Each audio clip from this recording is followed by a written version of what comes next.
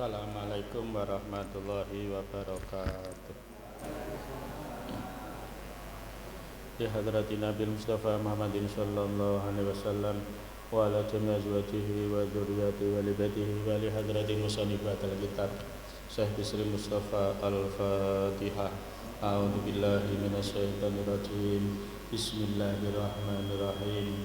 Alhamdulillahi rabbil alamin arrahmanir rahim maliki yaumiddin. Iyyaka na'budu wa iyyaka nasta'in. Ihdinas siratal mustaqim. Siratal ladzina an'amta 'alaihim ghairil maghdubi 'alaihim waladdallin. Amin. Bismillahirrahmanirrahim. Al-Baqarah ayat 6 ya. Bismillahirrahmanirrahim. Innal ladzina kafaru sawa'un 'alaihim a'andzartahum am lam tunzirhum la yu'minun.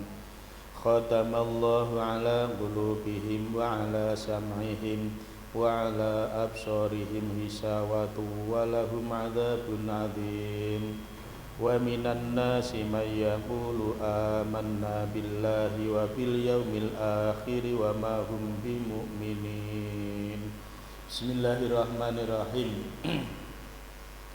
Innal ladzina setuhune wong akeh kafaru kang padha kufur kafir sapa alladzina sawaun iku padha wae alaihim ing atase alladzina kafaru aangdarta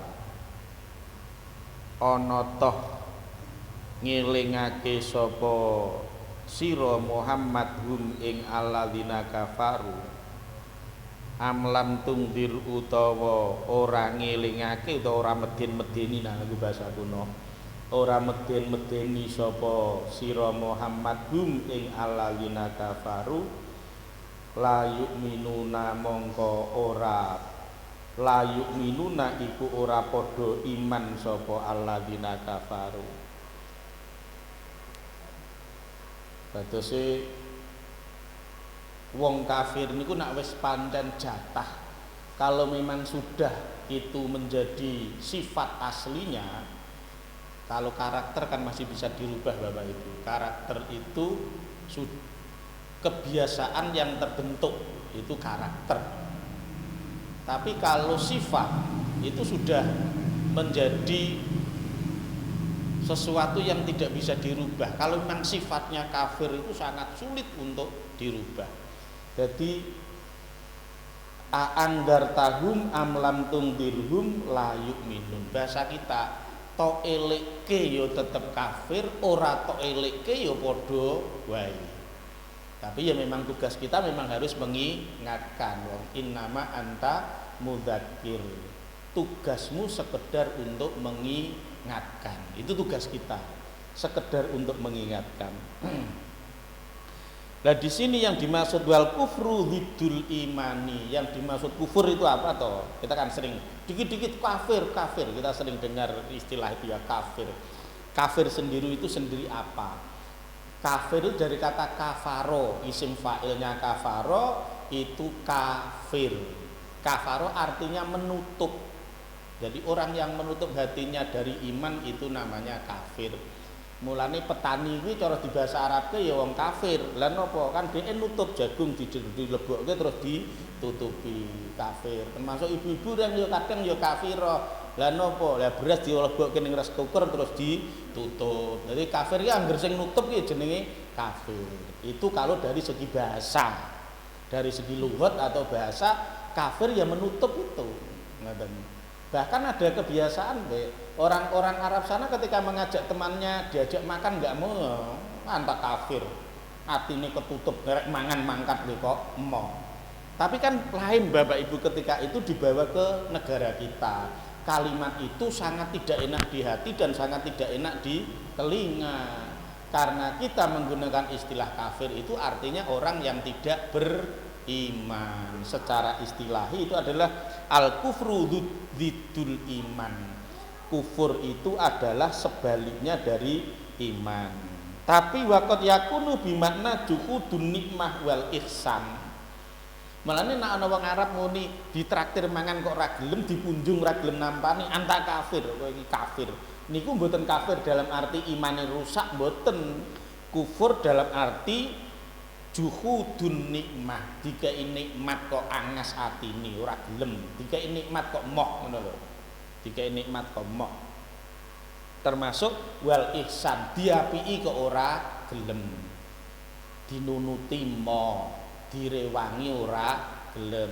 Makanya ada muncul itu yang terkenal sekali itu la ing syakartum la azidannakum wa la ing kafartum inna adzabi lasyadid. Jadi di kata wala ing kafartum inna adzabi lasyadid itu bukan berarti kufur ilang imane mboten, tapi kufur nikmat. Nah, dikai nikmat tapi angas. Nah iki ketok kula jenenge ya sering ngono. Sering. Wong lanang niku dikai nikmat wong wedok ya wah akeh temenanan. Nggih to. Sampeyan dikai nikmat sak akeh to. Nggih. Sak pirang-pirang nikmate niku dimasake gratis nggih to, dijanjikan omah gedhe dikek omah cilik ya meneng wae ora iso apik-apik bojo wedok to nggih. Lah nggih niku lek seneng-seneng bareng tutuke meteng ya dhewean ya wong wedok. Sing lanang ya ora tau ngiwangi. Mengko pas ngeden ya ngeden dhewe. Sing lanang kok iso ngiwangi. Paling namung ribut mlaku rono mlaku rene ngono tok. Ya tutuke anake lahir niku sing neteki sing ngurusi ya wong wedok. Niku sampean bayangke umpamane kok sampean niku mbayar kabeh arep entek piro sampean niku. Sakniki sampean nglondrike niku lho, sak kilo piro Pak pakaian kotor laundry niku? 3.000 nggih, 3.000 napa 5.000 ngoten niku. Pinten? 5.000. Sak kilo 5.000. Lah bojone sampean lek ngumbahi wis pirang kuintal niku. Ping piro? Larang ya Allah Gusti ya. Lah ngoten niku. Lah napa malih niku wetengi bojone kula jenengan sedaya niku dinunuti anake kula jenengan sedaya sangang sasi 10 dina. Niku ragate larang lho. Kula gadah sederek niku hamil ketika anaknya sudah memasuki bulan yang ke-7 tapi belum sempurna niku lahir. Akhirnya masuk ning inkubator, nama inkubator life support niku bazine niku jek merampang, jek cilik ngoten niku ngantos kulite niku tipis banget nganti kaya-kaya iki onder di dalam itu terlihat. Niku akhirnya bazine niku dirawat di rumah sakit kurang lebih 2 bulan. Ibunya sudah boleh pulang. Tapi bayinya karena prematur terlalu kecil itu akhirnya dirawat di rumah sakit kurang lebih 8 bulan. Kejadian itu sekitar 7 atau 8 tahun yang lalu. Niku dadi pelajaran kangge kula. Kula meleh saya sayang kali bojone kula saestu niku. Lah napa? Kula tanglet telas pinten di kurang lebih zaman itu 80 juta. Jadi kula mbari aku yang matur bojoku tak suwayang tak suwiken ya Gusti untung leh mung lairke kok 9 sasi. Dadi ini normal ora operasi. Kuwi wis operasi tur. Ongkose koyo ngono larane. Iki 80 juta. Iki padahal anakku 4 iki ping 4 lan njur piro. Untung ora tahu. Jadi kadang itu pelajaran bagi kita. Kadang kita biar bersyukur seperti itu bandingkan betapa nikmatnya kita punya istri ya ngoten. Dadi mbok menawa pas bojone sampean pas metu cerewete dadi sampean mengko ora ngamuk ya wis ora apa-apa sumbut leh nesu leh ngamuk iki urung imbang nak karo jasamu iki akeh jasamu wis ngono wae. Ibu-ibu ra nggih ngoten aja kufur karo bapake, aja kufur karo bapake. Bapak-bapak iki mesake lho nggih. Sampeyan ki umpama rada jengkel nesu karo bapak aja akeh-akeh ya Bu nggih. Jangan terlalu banyak. Bapak-bapak itu kasihan. Iya betul itu. Kaum laki-laki itu dari kecil sing gawe senen-senen Bu. Awit cilik ngono kuwi padha-padha anak sing seneni makne iki sing anak lanang wis bae anak lanang biasane bedik-bedik beling. Kok wayah sekolah seneni karo gurune. Mergo anak murid lanang biasane sing beling. Monggo wayahe kuliah ya sing rada seneni digarapi karo dosene ya sing lanang. Nek sing wedok sing ayu-ayu iso mesam-mesem ora patek diseneni. Ngono kuwi mengko nak kerja ning pabrik sing disenan-seneni biasanya ya karyawan sing lanang. Ngono kuwi aja. Ngono kok ning omah ijik disenan-seneni bojone. Ngono kuwi sok mati disenan-seneni karo malaikat. Lah masyaallah wong lanang kok ngono. Ya, jadi berlatih bersyukur ngoten nggih, la in syakartum la azidannakum. Jadi di sini ini bukan kaitannya dengan kufur dalam arti kufur nikmat. Ayakfurunal asyira wa yakfurnal ihsana. Maaf nih Bapak Ibu, ibu-ibu terutama tolong jangan tersinggung nggih. Yang saya bacakan ini tafsirnya dari Nabi Muhammad SAW. Nabi menafsirin seperti ini. Jadi dijelaskan di satu hadis wa ra'aitun nara falam aromang doron kal yaumi qattu. Kenapa? Ra'aitu aktsaru ahliha an-nisa. Ini kaitannya dengan kisah Isra Mi'raj. Sekali lagi tolong ibu jangan tersinggung, saya sak ben macaake ya. Nabi pernah bilang seperti ini. Waktu saya Isra Mi'raj itu saya melihat pemandangan yang tidak enak. Kenapa? Kebanyakan penghuni neraka itu adalah wanita. Mungkin secara rasional gini Bu, karena jumlah wanita dengan laki-laki pasti banyak banyak perempuan, maka ya wajar kalau yang masuk neraka juga lebih banyak, kan gitu. Rasionya seperti ini. Di Indonesia itu motor produk Jepang jauh lebih banyak, maka yang banyak ada di bengkel produk Jepang apa produk Cina kira-kira? Produk Jepang, sementara motor produk Cina lebih sedikit. Jadi bukan berarti produk Cina lebih baik, tapi karena produk Jepang yang lebih banyak. Sama, karena jumlah perempuan jauh lebih banyak. Jadi kalau yang masuk neraka lebih banyak ya wajar, lumrah. Gitu? Ya lumrah. Lagi ngoten to kan, lumrah kan nggih ngoten ya. Perbandingannya saja untuk Indonesia katanya 1:7. Lah ngono ya jadi kuwi umpama wayah papat wicik turah jane ya, Pak. Jadi cara berpikir kita seperti itu, bukan berarti wanita lebih buruk loh Ibu, tapi karena jumlah wanita jauh lebih banyak. Itu unsur yang pertama. Unsur yang kedua, Nabi menjelaskan, bima ya Rasulullah. Nabi ditanya, kenapa Rasul bahwa wanita kok lebih banyak yang masuk ke neraka? Nabi menjawab, ya bikufrihinna, sebab kufurnya para wanita. Apakah wanita kufur karena keluar dari agama Islam? Bukan. Bukan itu yang dimaksud oleh Nabi. Kila ayakfurna billah. Apakah wanita-wanita pada kufur terhadap Allah? Qala Nabi yakfurna al-asyira. Wanita itu sering kasar, kufur terhadap keluarganya. Maaf nggih. jujur dari bangun tidur sampai mau tidur yang sering memarahi anak itu bapak apa ibu? Ibu. Yang suka ngamuk-ngamuk karo rumah kotor bapak apa ibu? Ibu juga. Ya kan. Ya cuma aku hebatnya seneng ibu-ibu meskipun ibu ki golek mbek ladak digoleki anak ngerdino. Angger anak teko yang ditanya ibu mana? Ora tau takok bapak mana, ora tau takok. Mbah bapak ora patek kanggo menawa. Bapak ora patek kanggo. Ibu, anak saya juga gitu. Kalau datang tanya, "Umi mana?" "Ibu ndi?" Ya gitu. Wis kuliah ki lho, mulai kuliah sing takoke ya, "Umi ndi?" Oh, cah cilik iki sangka senenge karo ibune iki lho. Angger weruh ibune wis ayem. Dolan, mulih kemarin engko ning kamar, oh ibuke turu, dolan meneh ngono. Tapi begitu mlebu omah ora weruh kledange ibuke, bingung, nangis. Ora weruh kledange pakne biasa. Biasa. Nah, yang pertama adalah ibu yang maaf nih Bu, kufur di sini maksudnya keras. Keras terhadap keluarga. Yang kalau ada masalah yang paling ngomongannya sampai paling keras biasanya bapak apa ibu? Ibu. Nggih. Urusan anak arek rabi lho, kuwi sing biasane ora cocok mbek calon mantu biasanya ibu apa bapak? Ya ibu lagi. Urusan anak arek sekolah ning ndi sing biasanya paling menentukan? Ibu. Urusan anak mau kerja apa itu kadang juga ibu lagi yang menentukan. yaitu yakfurna al asiro wa yakfurnal ihsana.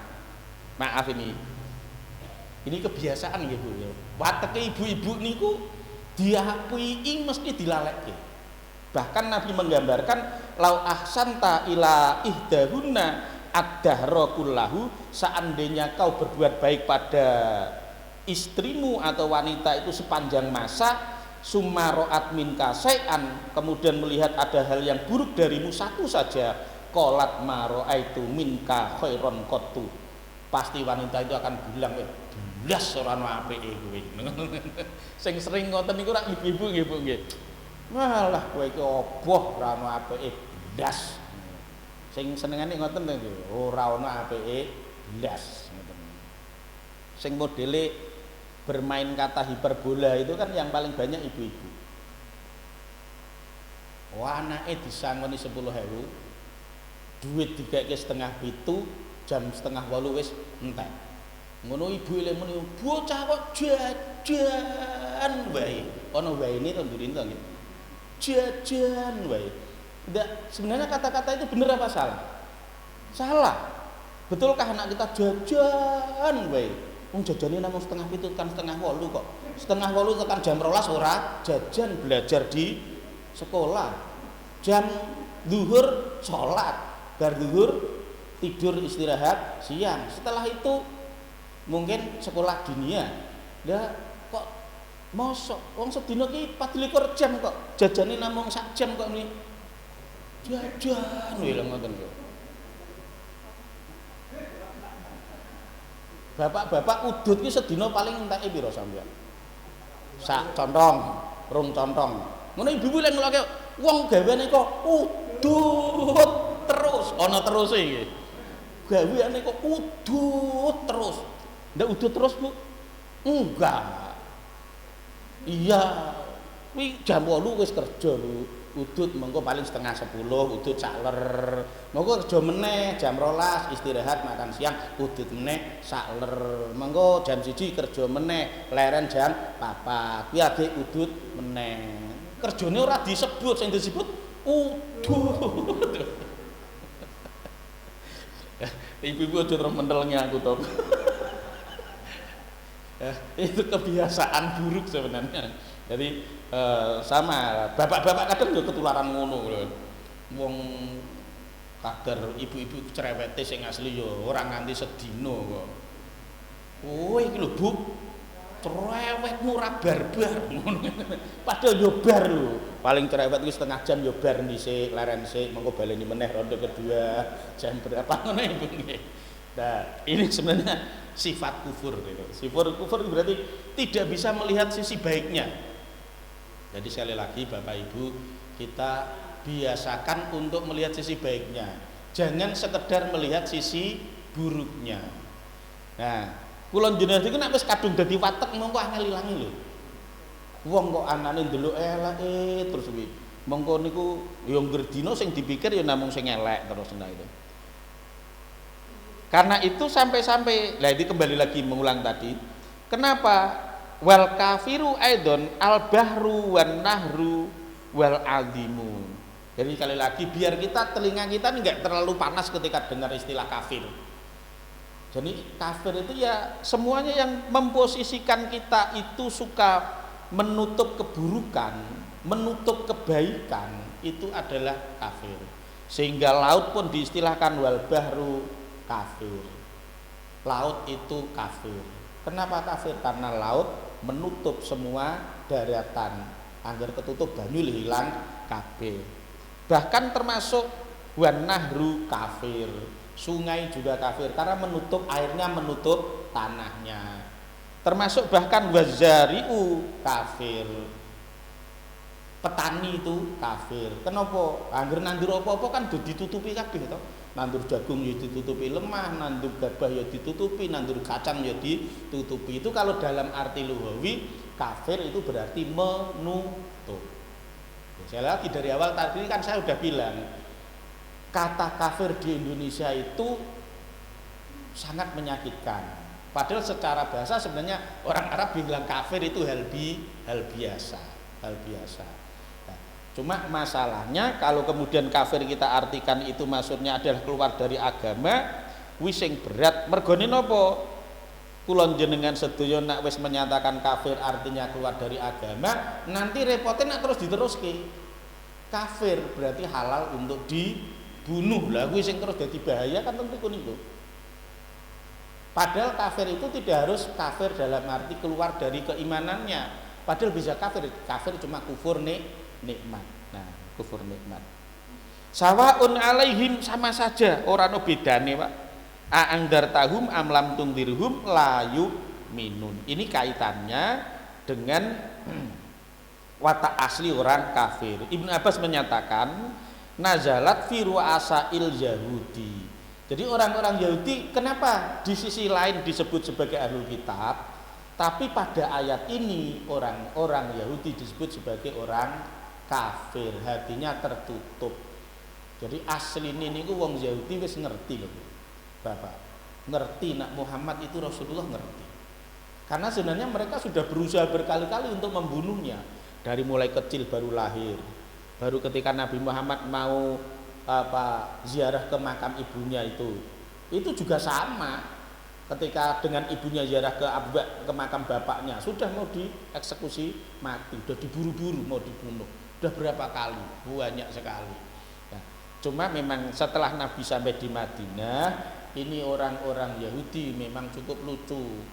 Jadi sebelum Nabi Muhammad lahir sebagai Nabi dan Rasul, mereka sering berwasilah. Wasilah lantaran. Jadi kalau mereka perang itu bijahin nabil akhir, dengan nabi yang terakhir, Ahmad unsurna, dengan kehormatan wasilah nabi terakhir Ahmad, kami minta untuk ditolong. Jadi nak perang niku ndongone wasilah maring Muhammad, tapi sebelum lahir namanya Ahmad. Orang-orang Nasrani itu sering berwasilah terhadap Muhammad. Waktu itu masih sebagai Nur. Orang Nasrani menyebutnya sebagai Munhanama. Munhanama ya Muhammad. Kalau orang Yahudi menyebutnya sebagai Ahmad. Tapi setelah lahir dan diangkat sebagai Nabi dan Rasul, mereka tidak mau menerima. Kenapa? Lu kan di Nabi kami, di kitab kami namanya bukan Muhammad, namanya Ahmad. Orang Nasrani juga nggak mau menerima. Di kitab ramalan orang Nasrani itu Munhanama, bukan Muhammad. Tapi ya jadi nak bilang udah mengkacak sidik gitu antara ini Ahmad, karena Ahmad dengan Muhammad itu sebenarnya satu akar kata. Ahmad, Muhammad itu satu akar kata. Dari kata dasarnya 3 huruf ha mim dal. Nah gitu. Muhammad. Nah gitu. Ahmad dari kata hamidah ditambah hamzah menjadi ahmada. Ya sama. Satu akar kata. Satu akar kata. Layu minun, mereka tidak akan beriman. Khotama wus ngelak. Khotama wus ngelak, atau bahasa sekarang apa istilahnya ya? Disegel. Sapa Allah Gusti Allah ala kulubihim ing ngatasé pira-pira atine alladzina kafaru. Wa ala sam'ihim lan ing ngatasé pirungune alladzina kafaru. Wa ala absorihim lan ing atase pira-pira peningale utawa matanya alladzina kafaru. Wa ala absorihim lan iku tetep ing atase peningale alladzina kafaru hisawatun utawi tutup. Jadi mata sudah tertutup. Nah, mata sudah tertutup. Ini urut-urutannya memang cukup antik, Bapak. Jadi khatamallahu ala qulubihim. Iman itu kan kaitannya dengan hati. Iman itu kaitannya dengan hati. Kemudian setelah itu wa'ala sam'ihim, terus kemudian kaitannya dengan telinga. Ini memang urut-urutannya seperti itu. Jadi ketika kita itu berdakwah, itu sebenarnya nomor 1 yang disentuh seharusnya hatinya. Karena itu Nabi berdakwah di Makkah kurang lebih 13 tahun, itu yang disentuh hatinya dulu. Mulane Nabi di Makkah kurang lebih 13 tahun itu tidak mengajarkan syariat, mengajarkan iman. Yang diajarkan iman, bukan syariat. Jadi perintah sholat, perintah puasa, perintah zakat, perintah haji itu sudah di Madinah.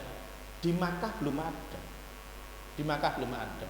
Ada Isra Mi'raj itu saja 1 tahun sebelum hijrah. Berarti sudah 12 tahun kenabian. Ya jenengan bayangke. Ngrumati ati niku paling suwi. Ngrumati ati niku sing paling suwi. Angger atine wis seneng lho, Pak. Atine wis seneng. Apa sing ning kuping dadi enak kabeh. Nggih. Angger sing ning kuping kok wis enak kabeh, apa sing ning gone peninggal yang dipandang pun jadi enak semua. Nggih niku kula contohke lah. Jenengan nak pun kadung seneng. Seneng kan urusane ning ati to. Wong nak wis kadung seneng, berita yang kita dengar ya enak semua. Jenengan seneng kalih calon bojone jenengan biyen ya. Ceritane sing burungok kayak sing enak mbek sing apik-apik kabeh ngono. Nggih, ceritane ngoten niku. Mangke nek sampeyan nyawang ya setelah telinga kan mata. Nak wis kadung seneng, kuwi mbok wong wani ketok apik ya, Pak. Wong nak wis kadung seneng, kuwi ra kita ngrupane elek ya kita apik. Wong ireng ngono ya munine manis ya. Lah wis kadung seneng kok, Pak. Wis kadung seneng. Ya ngoten. Suarane ngeprang ngoten niku ya ning kuping ya, wah suaranya merdu ya ngono, mantap ya ngono. Sekarang ya wis seneng.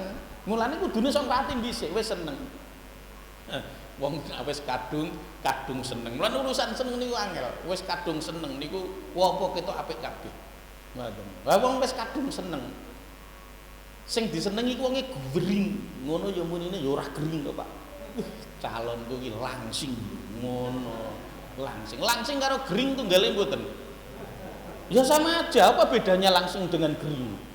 Padha, gering ya ora duwe daging, langsing ya ora duwe daging. Cuma kalau orang yang seneng bilangnya langsing. Nak wong sing ora seneng, mbah calonmu kongkring ngono. Napa? Krempeng. Orang yang enggak suka bilangnya krempeng, orang yang suka bilangnya langsing. Yang menentukan kata itu kan ini niki. Mulane iki ati dhisik. Angger atine seneng apa-apa dadi ketok apik. Nggih. Wis kadung suweneng ngono kuwi. Wis kadung jatuh cinta iki piye to? Ha wong lemu ngono kuwi ya lemune ya wah calonku suwe mok. Calonku suwe mok. Ora muni gembrot ora. Nak munine gembrot berarti wong ra seneng.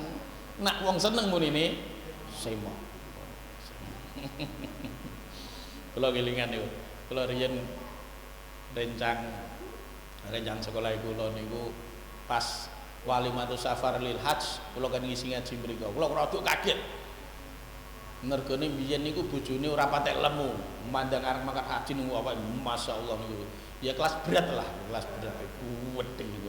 Ngono sing tak suwene niku sing lanang niku kan rada ndelengi kula mungkin rada kaget ora bojone saiki beda ngono kuwi. Langsung piye Mas bojoku saiki kimplah-kimplah to ngono. Bahasa kimplah-kimplah kan yo nyenengke to yo. Paham kimplah-kimplah nggih. Kimplah-kimplah kuwi kolah kebak nganti bludak ngono nggih. Lah tapi kan kula belajar juga. Iya yo. Bahasamu apik kita nak wong atine seneng. Ya ngoten wong seneng niku sing metu saka kata-katane ya enak ngoten. Wong ora seneng ora bakalan metu kata-kata sing enak. Nggih ngoten. Ya. Lane wong suweneng ngoten niku. Takoni ya Mas, aku po ireng to Mas. Nek wong sing seneng yo ora namung ireng tunteng ngono. Nek wong sing seneng piye? Oh nak putih yo ora tapi manis. Ngono suweneng. Suweneng. Kaitannya dengan itu perasaan, perasaan. Mulanya khatamallahu ala qulubihim. Yang kedua adalah wasamihim wa ala samihim, telinga, Pak. Telinga. Mulane kula njenengan sedaya punika nak salat sing dipanggil kupinge nganggo adzan. Mulane kula njenengan sedaya nak duwe bayi lahir kon ngandani kupinge. Kuping ini pun berfungsi ya. Hati sudah berfungsi, hati itu sudah berfungsi sejak anak di dalam kandungan. Jadi anak jenengan ning jero kandungan umur 7 bulan 8 bulan Sampeyan kok tukaran kowe karo bojo, anak sing jero ora kerasan kok. Muancal-muancal ya wis lar nesu. Mungkin cara ketok iki bapakku kaya apa tok tukang nyeneni ibu. Aku lek metu ngono. Maaf mulane iki suami istri yang sering bertengkar, kadang anaknya sering lahir prematur. Karena anaknya yang di dalam ikut stres. Iya. Dia memang telinganya belum berfungsi. Mata belum berfungsi, mulut, hidung belum berfungsi, tapi fuad, hatinya sudah berfungsi, perasaannya sudah jalan. Anak itu perasaannya sudah jalan. Nanti begitu lahir, mata belum berfungsi. Anak lahir itu kan nggak bisa melihat. Mripate menteleng tapi sampeyan beda ora iso. Tapi telinga sudah berfungsi. Nggih, telinga bisa berfungsi. Mulane begitu lahir diadani diqomati. Jadi sadurunge krungu lagune Bon Jovi krungu lagu adzan dhisik ngoten nggih sadurunge krungu lagune apa Scorpion ya krungu lagune adzan dhisik ya ngono lah sadurunge kupinge anak aku iki krungu lagu-lagu dangdut lagu-lagu campursari lagu ambiar-ambiar kabeh ngoten niku to niku ya dikenalke nganggo lagu adzan dhisik penting nih Bapak Ibu karena ini sudah fungsi. Setelah itu baru wa'ala absorihim. Ya, setelah itu baru mata. Ini sudah setelah telinga. Wong arek mati nggih ngoten Bapak Ibu. Wong arek mati dan ngoten. Jenengan nek di keluarga loro bisa jadi mata sudah terpejam. Orang yang mau meninggal itu biasanya sudah ngirit energi. Biasanya dia akan terpejam. Orang sing akan merem ya merem karepe dewi. Itu ngirit energi. Tapi telinga masih berfungsi itu, Pak. Telinga masih berfungsi. Mulane kon nalkin la ilaha illallah. Nek wis muni la ilaha illallah ya wis ora usah teruske meneh. Wis, nek wis iso muni wis. Engko nek wis ngejak omong-omong la ilaha illallah. Ngono meneh. Nek kon muni la ilaha illallah wis sabet ya paling ora ya Allah gitu. Ini masih dengar. Waktu salah satu guru di madrasah kami Pak Haji Ahmad Juwadi itu jam 2 istrinya nelpon saya harus segera ke sana ya, saya nantilah setelah sholat subuh saya ke sana sampai ke sana sudah posisi nazar itu ya mata sudah terpejam tapi tingkat kesadaran telinga masih dengar loh Pak enggak ketika saya tantu dengan bahasa kata saya ucapkan di telinga beliau untuk saya antarkan baca la ilaha illallah meskipun nak pancen ijik krungu komando niku kula tolong jendheke sampeyan ubahke tangan sambil saya genggam la ilaha illallah niku namung tangane digegem kene nah artinya apa dia masih bisa bereaksi meskipun mulut sudah enggak kuat bicara tapi kesadaran tetap jalan loh Pak telinga ini masih dengar dan hati masih jalan dan ini mulane oh iya mula kok wong arep mati kon nalkin kon macake la ilaha illallah kon macake Allah karena apa telinga masih dengar meskipun mulut juga enggak bisa jawab itu telinga masih bisa jalan walahum adzabun adzim walahum lan iku keduwe alladzina kafaru adzabun utawi siksa azimun kang agung utawa kang gedhe dadi mergone mripate ketutup weruh apa-apa ora gelem nambah imane niku mangke ndadekke oleh siksa walahum adzabun adzim. Demikian masih ada waktu sekitar 20 menit monggo Mbak menawi wonten pertanyaan-pertanyaan.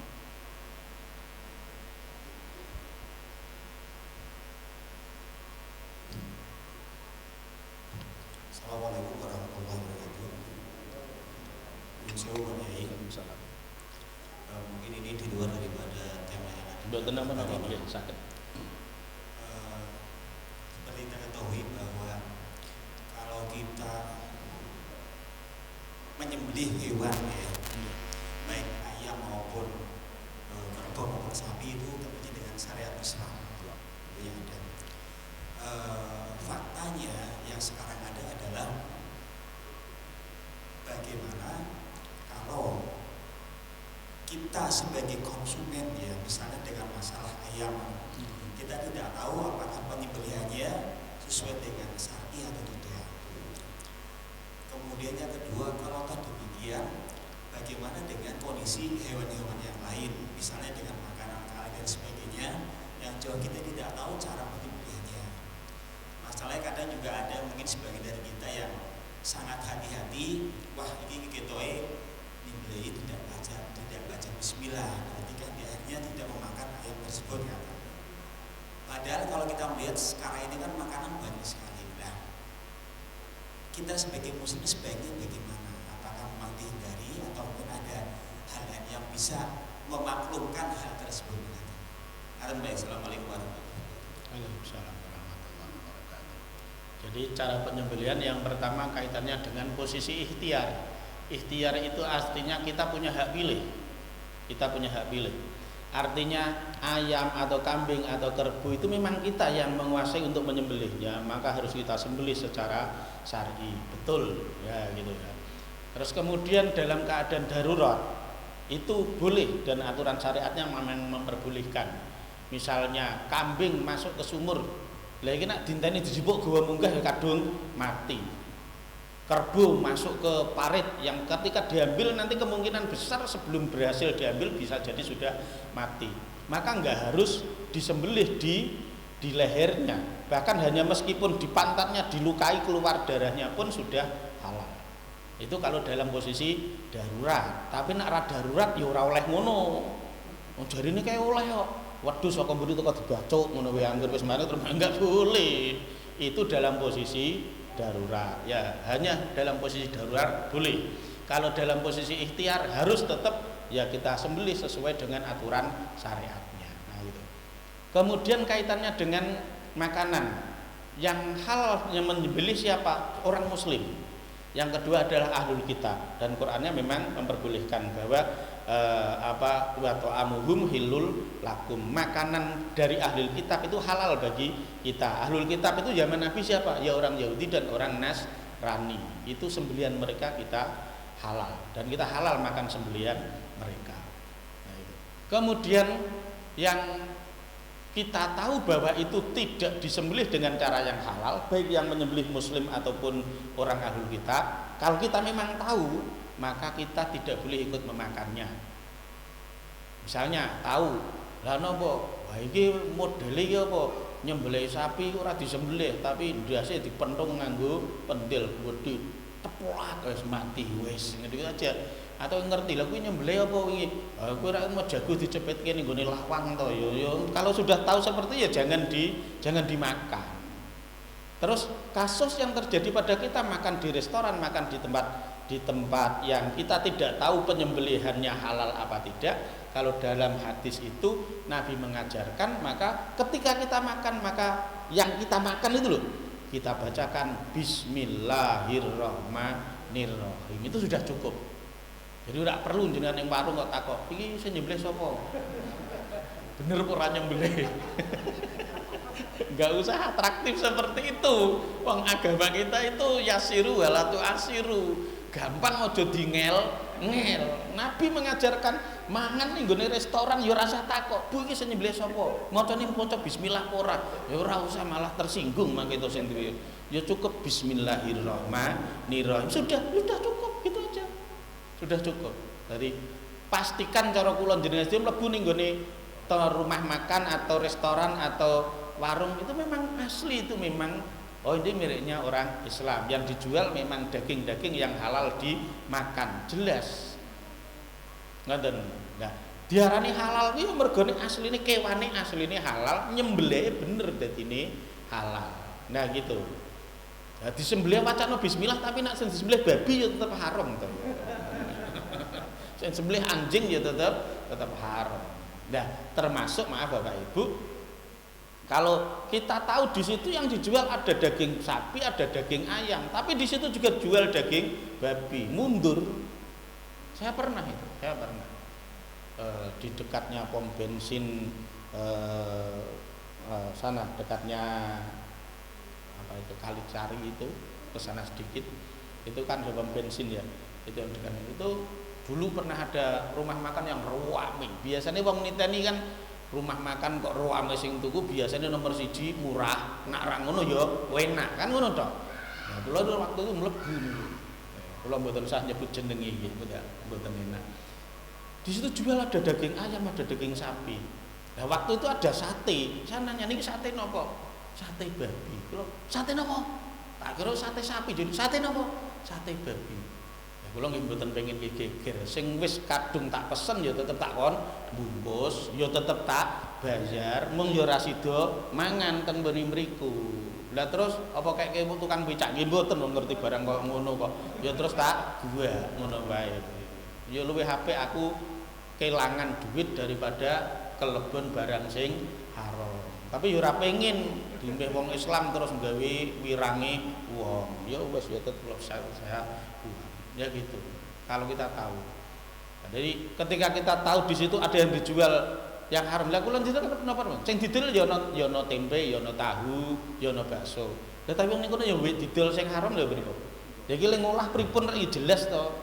Ora ana najis ya muta najis, gupa najis. Nah, itu nggih jelas paham ya. Oke. Monggo malih. Assalamualaikum warahmatullahi wabarakatuh. Waalaikumsalam warahmatullahi wabarakatuh. Pak Yai Dharmadi, saya akan menanyakan tadi masalah talqin ya. Panduan mungkin sakaratul maut. Kalau kita memadu cukup dengan Allah itu gimana? Kita nalkennya hanya dengan Allah saja. Allah. Ada orang bilang katanya kalau kita ngomong la ilaha illallah takutnya kalau putus katanya artinya la ilaha illallah berarti tidak ada Tuhan. Kalau kita itu inisiatif biar kita nantinya Allah. Yang kedua tadi masalah penjual mungkin barang-barang seperti mungkin darah itu saren. Nah itu kalau di sebuah warung itu kan di Indonesia di Semarang kan ada yang jual. Itu pas kita makan di situ kalau jual saren itu mana bisa saja. Assalamualaikum warahmatullahi wabarakatuh. Waalaikumsalam warahmatullahi wabarakatuh. Jadi berdasarkan hadis Nabi itu Nabi menyatakan laqtinu mautakum bila ilaha illallah. Jadi perintah talqin itu memang ada. Ya, ada yang memanai bimbinglah, talqinlah mautakum itu maksudnya calon orang mati. Bila ilaha illallah sebelum mati dibimbing dengan la ilaha illallah. Ada juga yang mengartikan itu sudah mati. Nah, itu. Jadi itu kalau itu soal khilaf lah monggo lah. Jadi kalau memang di hadisnya teksnya seperti itu. Jadi talqinlah keluargamu atau anggota keluargamu yang mau mati dengan kalimat la ilaha illallah. Orang yang menggunakan konsep tekstual pasti membimbing orang mau mati ya tetap la ilaha illallah. Jadi napa niku mbuh dijawab sempurna mbuh ora, tapi ning atine tetep iso jawab sempurna. Seperti tadi kasus saya nyatakan, meskipun mulutnya nggak bisa jawab, tapi sebenarnya dia tetap sadar di relungnya sana tetap bilang la ilaha illallah. Tapi keterbatasan penyakitnya, keterbatasan energinya, biasanya mulutnya masih terkunci atau kalaupun ngomong tidak sempurna. Kemudian juga ada, itu betul, ada ulama yang menjaga hati-hati. Wis kon muni la ilaha illallah iki gedawan, lan napa? Wis paling gampang langsung dijujuk wae Allah. Boleh. Itu untuk kehati-hatian. Takutnya engko ngene la ilaha terus bablas mati ngono kan nyamari nah gitu. Nah, itu namanya untuk kehati-hatian. Tapi kalau secara teks di hadisnya memang perintahnya bukan Allah tapi la ilaha illallah. Lah tapi kan ngono kuwi angel, Pak. Sing ono kan ning film arep mati la ilaha illallah. Nggih, film ngerti-ngerti arep mati la ilaha illallah. Terus kuwi ciri khas film, Pak. Nek nggone kenyataan maaf niku jarang saya ketemukan kok. Iya, rata-rata orang sudah mau mati itu jangankan bilang sepanjang la ilaha illallah. Untuk bilang Allah aja beratnya bukan main. Bukan karena nggak bisa, memang mulutnya sudah tidak bisa digerakkan. Kan mulutnya menggerakkan kan otak. Otak biasanya tingkat kesadarannya itu sudah di bawah 20 dia udah nggak bisa bergerak, Pak. Kalau orang tingkat kesadarannya di bawah 20 kan sudah nggak ada harapan, toh pasti mati, tinggal nunggu jam aja. Jangankan bilang la ilaha illallah, untuk menggerakkan tangan kuat betul aja sulitan. Saya pernah itu kebetulan pas masih saudara Mas Amirun itu pas sakit karena posisinya sakit jantung dan sebagainya, itu tinggal sekitar 2 minggu lagi menikahkan anaknya. Nah itu akhirnya karena dilihat tingkat kesadarannya udah di bawah 20, ya udah ini aja. Calon mantennya kan kebetulan juga di situ, calon mantunya ditanya, "Iku mau dinikah iki siap apa ora? Mumpung bapak ijek urip." Maaf orang gigi mongso. Dengar lihat dari alatnya kan sudah terlihat tingkat kesadarannya nggak mungkin bisa pulih kembali. Iya nggih. Akhirnya nggih namung kula tantu mawon. Mbak niki putrine jenengan ajeng nikah, jenengan ngrestoni, nak jenengan ngrestoni tangan tolong diubahke nggih. Ya gitu saya genggam tangannya. Ya meskipun pelan sekali ya ada gerakannya. Tapi sudah nggak bisa bilang apa meneh kemen nggih. Apa meneh kemen la ilaha illallah wabut, Pak. Iya, saya udah berkali-kali itu nunggu orang nazak itu sudah berkali-kali. Dan saya lihat ke orang sing semeni la ilaha illallah nunggu ora. Aku weruh ngono kuwi ning film-film tok, Pak gitu. Dalam kenyataan saya nggak menemukan no. Ya kenapa itu tadi orang mau meninggal itu tingkat kesadarannya semakin menurun. Padahal yang menggerakkan tubuh kita itu kan otak. Sementara tingkat kesadarannya menurun, pasti banyak yang sudah nggak bisa bergerak. Kecuali hati iki, Pak. Oh bayi itu mau namung ini tuh ya Allah Gusti ngoten. Dinikahkan bisa. Dan itu bilang Allah itu ya tentu kalau kesadaran itu paling tidak masih di atas 40 gitu, Pak. Iso muni Allah gitu. Kecuali nak mati ini mergo kecelakaan ya beda meneh. Nah, itu. Kalau mati karena sakit itu memang prosesnya semakin turun udah nggak bisa jawab, Pak. Nah itu makanya betul meskipun dia sudah nggak bisa jawab pun di telinganya tetap harus bilang Allah karena telinga masih berfungsi dan hati masih berfungsi. Mulanya makanya nak jenengan duwe keluarga sing wis mati boleh diuji coba. Orang itu nafasnya sudah berhenti tapi jantung masih, Pak. Jantung itu masih detaknya pelan sekali. Mulane ning rumah sakit kadang digoleki setrum listrik. Ya kontak karena jantung sebenarnya masih jalan. Cuma pelan.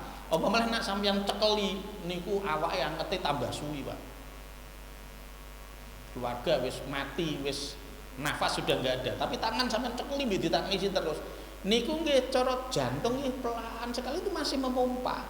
Mulane nak didemek awake ijek anget. Nak di keluarga ngoten lek diikhlaske toto atine ikhlas biar perjalanannya lebih lancar. Niku padha karo sampeyan gondeli, rohe wis ning njaba tapi jek sampeyan gondeli mawon. Niku mangke nggih detak jantungnya meskipun pelan masih jalan. Maka semakin jenengan gondeli semakin lama, semakin kasihan. Cara kita memahami saudara kita, keluarga kita itu kan rohnya. Jasad ini kan namung pakanan singgat. Wis bar mati wis gua ning kuburan kono. Yang kita kirimi doa nanti kan bukan jasadnya, yang kita kirimi rohnya. Jasad iki wis ya senamung kaya wadah biasa. Iki namung wadah iki mawon ngoten. Cara ibarat keris niku ya isine ya keris, kuwi namung rongkone niki ya. Niki namung rongko. Digondelano ya percuma. Lek diikhlaske. Ngoten jane lek diikhlaske gitu. Monggo, masih satu lagi. Oh nggih, monggo. Nggih. Nggih, kirang napa? Oh nggih, warung sama. Sikapnya seperti kita, kaitannya dengan makan babi.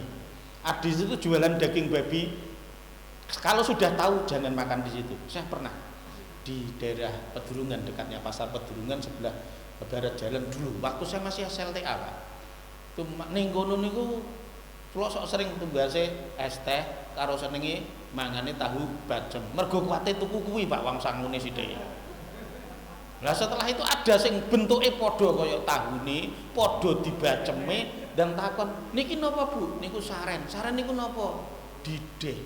Dideh napa to, Bu? Nah, urung mudeng ya dideh. Oh niku getih beku didang terus dimasak. Ya terus kula bayar ngoten terus ya terus kuapok sak teruse ra wani tuku teng mriku. Padahal mau nggih sering tuh teng mriku. Ya sama.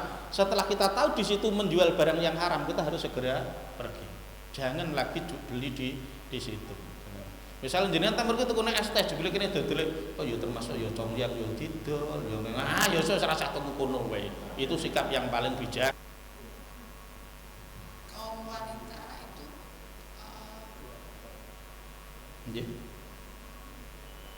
kurang banyak bersyukur, tidak pandai bersyukur, kemudian sikapnya dengan suami sering selalu melihat kejelekannya.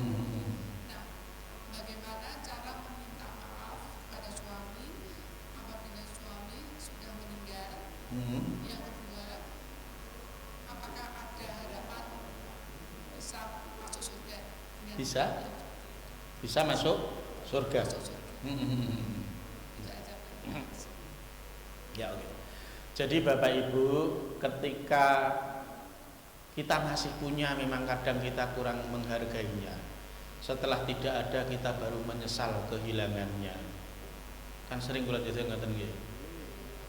Kejadiannya bila sudah tiada baru terasa. Itu ngoten nggih, bahwa kehadirannya sungguh berharga. Nak ijek ngono disio-sio, nak ora ono iki ditangisi jebule. Waduh lha ngoten ya.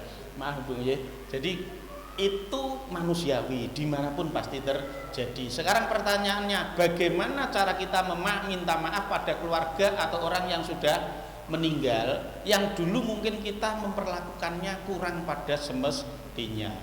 Maka satu yang paling bagus adalah kita kirim doa untuk orang beliau, atau kita bersedekah atas nama beliau. Jangan lupa kirim doa untuk beliau. Yang apa doa apa tekan, yo tekan, ora mungkin wong mati kon nyolati to. Orang mati disuruh nyolati. Lah salat mayit isine apa? Isine rak ndonga tok to. Wong takbiratul ihram. Bar niku ya maca Fatihah. Sing diwaca ya Quran. Kanggo sapa? Kangge sing mati to. Maca selawat. Nabi ini ya sudah meninggal dunia. Yang ketiga, mendoakan orang yang mati. Allahumma lahu warhamhu wa ta'awwir laha warhamha. Ana ra tekan lha apa kon salat mayit? Tekan. Nah itu, kan itu kirim doa. Berikutnya sedekah atas nama beliau. Misalnya jenengan sedekah uang 100.000, 500.000, 1 juta ke masjid atau ke musola atau ke pondok pesantren atau untuk kegiatannya, untuk anak yatim, untuk janda-janda, ya boleh. Tapi diniati ini untuk beliau yang sudah meninggal dunia. Jenengan yang mentasarufkan, sana yang mendapatkan pahalanya. Yang ketiga, sambung hubungan baik orang yang hidupnya baik dengan beliau.